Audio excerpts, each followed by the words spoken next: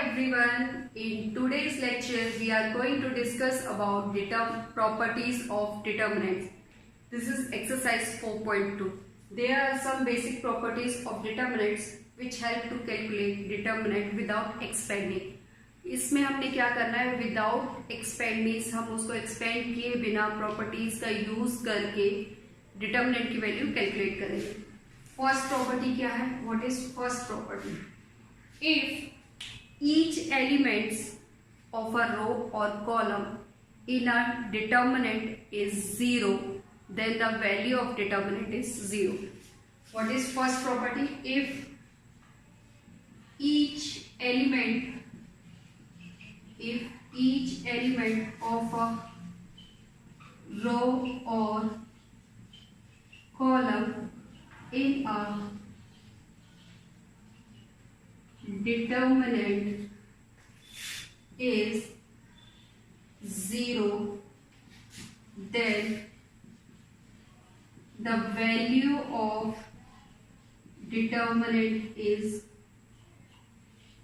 then the value of determinant is equal to 0. For example, ये property क्या कहती है? अगर किसी भी डिटर्मिनेंट में आपकी कोई भी एक रो या किसी भी एक कॉलम के सारे एलिमेंट 0 हो जाते हैं, ये है आपका 1 2 3, delta is equal to 1 2 3 4 5 6 0 0 0. Here the row 3 R3 is 0, तो आप देखते ही बोल दोगे, इसको एक्सपेंड करने की जरूरत नहीं है, इसका रिजल्ट क्या है? 0. और सेकेंड एग्जाम्पल ले लेते हैं, delta 2 is equal to 1 2 3 0 0 0 4 5 6. Second column हमारा क्या है? 0. Each element in the second column is 0, then हम डायरेक्ट इसकी वैल्यू क्या लिख देंगे? 0. तो फर्स्ट प्रॉपर्टी क्या है? If each element of a row और column in a determinant is 0, then the value of that determinant is also 0. Second property, if each element on the one side of a principal diagonal, if each element on the one side of a principal diagonal is 0, then the value of determinant is given by product of elements of principal diagonal. Means अगर आपके पास कोई भी triangular matrix form होती है तो आप उसका determinant निकालोगे, वो क्या होगा? उसका प्रोडक्ट होगा प्रिंसिपल डायगोनल्स का. For example, delta 1 is equal to 1 2 3, ये हमारा क्या है? प्रिंसिपल डायगोनल है. इसके किसी भी एक साइड पे, लेट यहाँ हमने क्या किया है? -1 4 6 ये लिया, ये हमारा है प्रिंसिपल डायगोनल. इसके किसी भी on the one side, if each element on the one side of a principal diagonal is 0, इसके किसी भी एक साइड पे, अभी यहाँ देखो ये सारे एलिमेंट 0 है, तो इसकी वैल्यू कितनी हो जाएगी? 1 × 2 × 3 which is equal to 6. This is, ये आपका कौन सा है? This is your lower triangular. ठीक है. नेक्स्ट, डेल्टा 2 की वैल्यू क्या है? अगर हम यहां लेते हैं -1 2 5 ले लिया, इसको हमने यहाँ 0 किया, यहाँ 0 किया, यहाँ 0 किया, ये है 1 1 3. ठीक है. तो अभी यहाँ देखें, ये जो है ये है हमारा प्रिंसिपल डायगोनल. इसके नीचे एक साइड पे, किसी भी एक साइड पे सारे एलिमेंट 0 हैं, तो ये कितना हो जाएगा? -10. 5 × 2 -1 10. सेकेंड प्रॉपर्टी क्लियर हुई. Next, third property, if we interchange rows and columns, then the value of determinants remain unchanged. if rows and columns are interchanged, then the value of determinant remain same. ये property हम already पढ़ चुके हैं, means determinant of A is equal to determinant of A transpose. किसी भी determinant का अगर आप किसी भी मैट्रिक्स का आप डिटर्मिनेंट लेते हो या फिर उसके ट्रांसपोज का डिटर्मिनेंट लेते हो तो उसके डिटर्मिनेंट पे कोई इफेक्ट नहीं होता, वो आपके क्या रहते हैं, सेम। ये आपकी 3 प्रॉपर्टीज है। नेक्स्ट है आपकी 4th one property is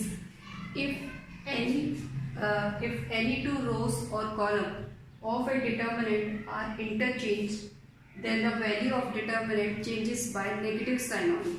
Means if delta is 1 2 3 4 5 6 7 8 9, if we are interchanging r1 by r2, अगर हम r1 और r2 को इंटरचेंज करते हैं तो हम यहाँ क्या लेंगे, नेगेटिव साइन लेंगे। 1 2 3 ये हो गया आपका 4 5 6 1 2 3 7 8 9। Means if you are interchanging one time row और column then you put minus sign. If you are interchanging 2 times, अगर हम फिर से r2 और r3 को इंटरचेंज करेंगे तो नेगेटिव लेंगे, वो नेगेटिव और नेगेटिव क्या बना देगा, पॉजिटिव। तो हमारे पास फॉर्मूला क्या होता है, जितनी बार हम इंटरचेंज कर रहे हैं -1 की पावर दैट और इनटू में डेल्टा, मीन्स जो प्रीवियस इसका रिजल्ट आपका लेट सपोज की आता है, इसका रिजल्ट लैम्डा आया, ठीक है। तो जब आप इंटरचेंज करोगे तो उसका रिजल्ट सिंपल क्या हो जाएगा, आपका माइनस लैम्डा हो जाएगा। एक बार इंटरचेंज करोगे माइनस आएगा, 2 बार इंटरचेंज करोगे माइनस माइनस प्लस हो जाएगा, 3 बार इंटरचेंज करोगे माइनस माइनस माइनस। तो आपके पास मैक्सिमम 3/3 का डिटर्मिनेंट होता है, तो आप 2 टाइम्स उसको चेंज कर सकते हो। मीन्स 2 टाइम्स इंटरचेंज करोगे और आपका साइन उसके अकॉर्डिंग ही होगा।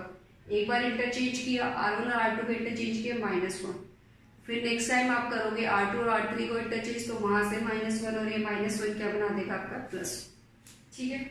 Next property, if any 2 rows और column of a determinant are identical और proportional then the value of lambda is 0। यहाँ से आप क्या निकाल सकते हो, लैम्डा 1 2 3 4 5 6 1 2 3। अब यहाँ से देखो r1 and r3 are same, means ये आइडेंटिकल है, तो आपको इसको एक्सपेंड करने की जरूरत नहीं है।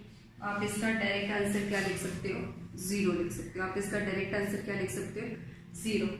या फिर एक और एग्जांपल लेते हैं, ये 2 4 6 है, ये 1 2 3 है, या हमने -1 1 1 ले लिया। अब ये देखो फर्स्ट रो से अगर आप 2 कॉमन निकालते हो तो ये कितना हो जाएगा, 1 2 3 1 2 3 -1 1। तो r1 और r2 आपकी क्या हो गई, आइडेंटिकल हो गई, तो उस केस में भी रिजल्ट हमारा क्या हो गया, 0। मीन्स ये हमारे क्या प्रोपोर्शनल है। तो 5th प्रॉपर्टी क्या कहती है, अगर 2 रोज और 2 कॉलम आपकी क्या हो जाती है, आइडेंटिकल और प्रोपोर्शनल हो जाती है, तो भी हमारे पास डिटर्मिनेंट की वैल्यू क्या होगी, 0 होगी, ठीक है। इतना क्लियर है। फर्स्ट में हमने क्या देखा था, फर्स्ट प्रॉपर्टी में हमारा क्या था कि अगर हमारे पास किसी भी डिटर्मिनेंट के अंदर कोई भी रो या कॉलम 0 हो जाती है तो डिटर्मिनेंट की वैल्यू डायरेक्ट 0 लिख दोगे। सेकंड प्रॉपर्टी थी, अगर प्रिंसिपल डायगोनल के किसी भी एक साइड पे आपको एलिमेंट 0 मिलते हैं तो डिटर्मिनेंट की वैल्यू क्या होगी, प्रोडक्ट होगा प्रिंसिपल डायगोनल का। थर्ड प्रॉपर्टी क्या है, थर्ड प्रॉपर्टी में हमारा है कि अगर हम किसी भी डिटर्मिनेंट के रोज और कॉलम को मीन्स इंटरचेंज करते हैं, मीन्स ट्रांसपोज लेते हैं, तो वो मैट्रिक्स के डिटर्मिनेंट के इक्वल ही रहता है। तो ए का determinant is equal to its determinant of its transpose. Fourth में हमने क्या देखा, फोर्थ में अगर हमारे पास कोई भी डिटर्मिनेंट है उसके रोज और कॉलम को आप इंटरचेंज कर रहे हो तो आपको एक नेगेटिव साइन लेना पड़ेगा। जितनी टाइम्स आप इंटरचेंज करोगे उतनी टाइम्स आपका साइन चेंज होगा। नेक्स्ट प्रॉपर्टी क्या कहती है, अगर हमारे पास डिटर्मिनेंट के अंदर कोई 2 रो या कॉलम आपके आइडेंटिकल हो जाते हैं तो डायरेक्ट हम रिजल्ट क्या लिख सकते हैं, 0। Next six property is if each element of a row और column of a determinant is multiplying by a scalar which is k, then the value of new determinant is equal to k times the value of original determinant.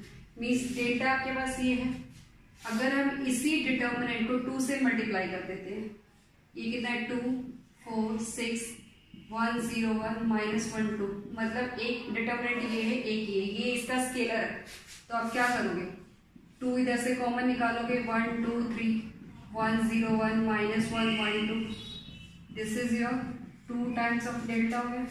Means नया जो determinant है वो 2 times है original determinant. तो ये property क्या कहती है, अगर हम किसी भी डिटर्मिनेंट को एक स्केलर से मल्टीप्लाई करते हैं तो उस डिटर्मिनेंट की वैल्यू क्या हो जाती है, k times of that determinant. Next, if each element of a row और column of a determinant consists of sum of 2 or more terms, then the determinant can be represented the sum of the 2 or more determinant whose other rows and columns are not altered. Means अगर आपके पास एक determinant है, उसके अंदर जो आपके रोज या column है मोर देन 1 टर्म्स है। यहाँ देखो रो 2 के पास मोर देन 1 टर्म्स है, मीन्स एक ए है, एक 2x है, एक बी है 2। तो हम क्या कर सकते हैं, अपने डिटर्मिनेंट को ब्रेक कर सकते हैं, मीन्स इसको हम मोर देन 1 टर्म्स में भी लिख सकते हैं। तो इसको ब्रेक करके अगर हम लिखेंगे A B C X Y Z plus जो उसकी अदर है, मीन्स जिसमें टर्म्स है उसको छोड़ के बाकी जितने रोज और कॉलम वो अल्टर नहीं होनी चाहिए। ये A B C 2x 2y 2z x y z। अब यहाँ देखो ए बी सी, अब आपको प्रॉपर्टीज यूज करनी है, प्रॉपर्टीज को यूज करके डिटर्मिनेंट कैलकुलेट करना है, एक्सपेंड करने की जरूरत नहीं है। ये दोनों क्या आइडेंटिकल है, इसकी वैल्यू होगी 0। यहाँ से चेक करो 2 अगर आप कॉमन निकालोगे तो ये और ये भी क्या हो जाएगी, आइडेंटिकल हो जाएगी। तो रिजल्ट हमें क्या मिलेगा, इस ओवरऑल डिटर्मिनेंट का रिजल्ट क्या होगा 0। तो लास्ट प्रॉपर्टी क्या कहती है, अगर किसी भी डिटर्मिनेंट के अंदर आपकी रो या column more than 1 terms contain करती है तो हम उस डिटर्मिनेंट को मोर देन 1 फॉर्म में भी लिख सकते हैं, मीन्स मोर देन 1 डिटर्मिनेंट की फॉर्म में लिख सकते हैं। कंडीशन ये है कि जो आपके अदर रोज और कॉलम है, मीन्स जिसमें आपकी सिंगल टर्म्स है वो चेंज नहीं होनी चाहिए। जैसे यहाँ पे ABC चेंज नहीं हुआ, XYZ चेंज नहीं हुआ, सिर्फ आपने इसको चेंज किया। तो ये हमारे कितने डिटर्मिनेंट्स बन गए, 2। तो these are the basic properties of, let's understand these properties by using some examples.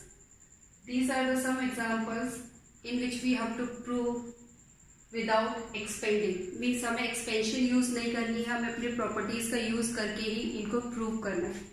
Question number 1 is we have 1 B C A B plus C 1 C A this is B C plus A 1 A B C A plus B.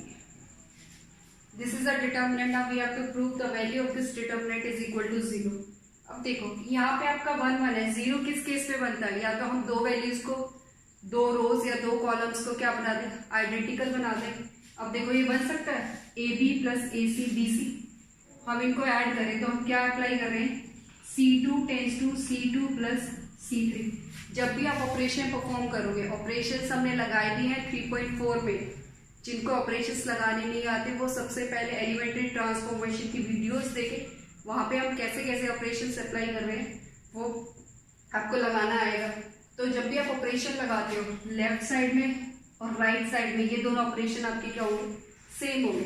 तो add कर दो, बाकी को as it is लिखो 1 1 1 C2 में apply कर रहे हैं तो इसको हम लिख सकते हैं AB plus AC BC plus BA CA plus CD।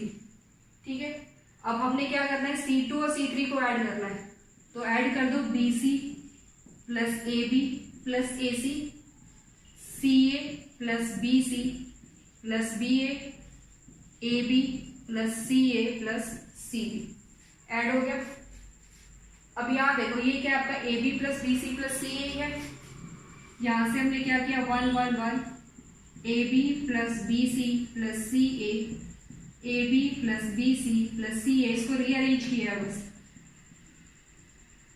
और ये कितना है हमारा, A B plus A C, B C plus B A and C A plus C B.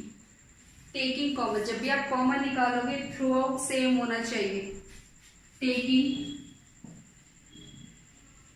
Common A B plus B C plus C A from column two C two, तो हमें क्या मिलेगा, A B plus B C plus C A, ये आ गया 1 1 1 1 1 1, A B plus A C, B C plus B A, C A plus C B. These two columns are identical, तो हम क्या बोलेंगे, प्रॉपर्टी क्या लगाइए, इफ टू कॉलम्स और rows are identical then the value of determinant is 0। तो ये आपका क्या हो गया, इक्वल टू 0, यही हमने प्रूव करना था, ये आपका हेज प्रूव हो गया।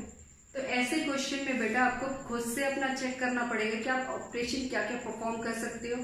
सारी प्रॉपर्टीज अपने माइंड में रखो, उसके बाद आइडेंटिफाई करो आप इसके अंदर क्या कर सकते हो कि ताकि आप रिजल्ट पे पहुंच सको। ठीक है, next question number 2। Question number 2 क्या कहता है, आपको एक डिटर्मिनेंट गिवन है और उस डिटर्मिनेंट की वैल्यू अगेन आपको क्या लेके आनी है, 0 लेके आनी है। Question number 2 is a minus B, B minus C, C minus A, B minus C, C minus A minus B, C minus A minus B. अब देखो वैल्यू 0 कब हो सकती है, या तो आइडेंटिकल बना दो या किसी भी रो या कॉलम को 0 बना दो। अगर मैं R1 में ऐसे ऐड करो या कैसे भी ऐड करो, अगर आप R1 में R2 और R3 को ऐड करते हो तो क्या मिलेगा, R1 tense to R1 plus R2 plus R3। सिर्फ चेंजेस किस में आए हैं, R1 में। टेकिंग LHS, R1 को चेंज किया है A minus B, B minus C plus C minus A, तीनों रोज को ऐड करोगे, B minus C, C minus A minus B, C minus A minus B, B minus C. बाकी ऐसे चीज रखो, B minus A, C minus A, C minus A minus B, A minus B, B minus.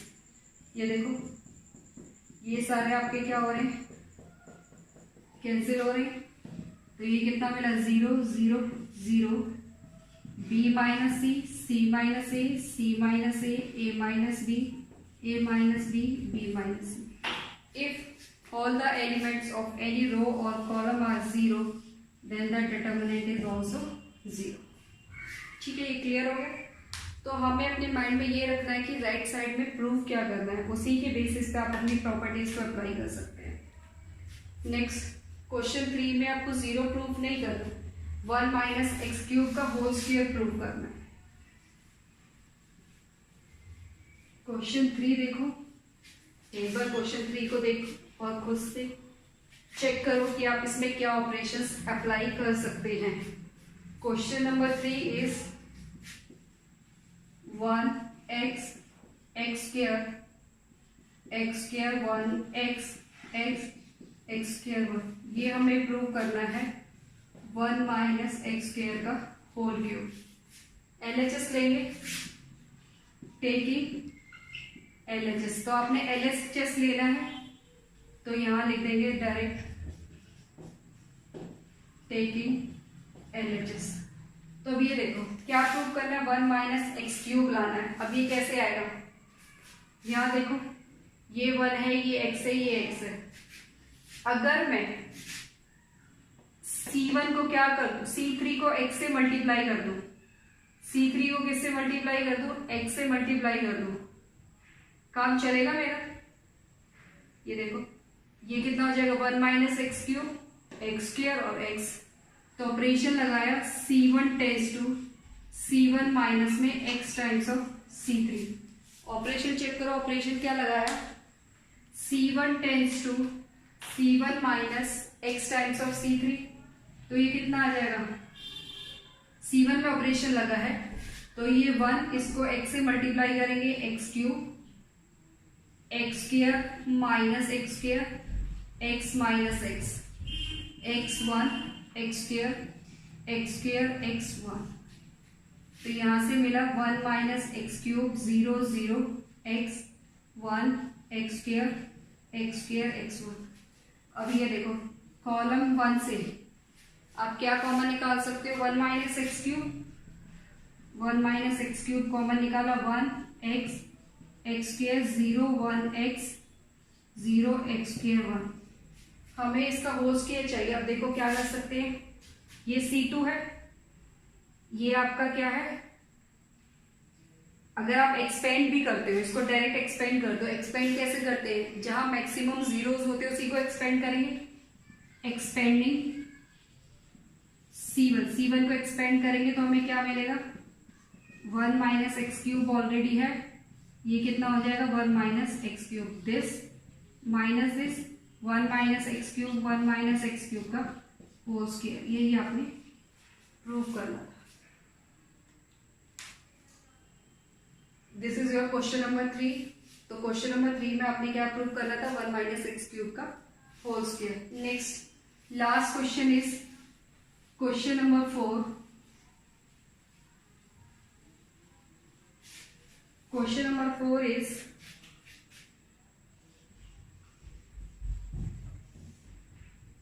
x plus y plus 2z, next is z, उसके बाद है आपका x plus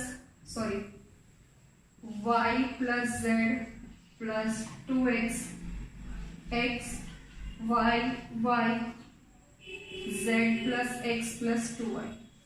अब ये आपको प्रूव करना है 2 times x plus y plus z का होल क्यूब। यहाँ देखो अगर हम इसको ऐसे ऐड करते हैं, C1 tends to C1 plus C2 plus C3, देखो अगर आप इसको ऐसे ऐड करते हो तो आपको 3z2 plus z 4 times z मिलेगा। बाकी x और y में कोई चेंज नहीं है, बट अगर आप इसको कॉलम वाइज ऐड करेंगे तो आपको 2 टाइम्स x और y भी मिलेगा। तो ये कितना हो जाएगा, x plus Y plus 2z plus x plus y, 2 common आ गया, x plus Y plus z। Similarly यहाँ से z और y आपका क्या हो जाएगा, 2 times x plus Y plus z।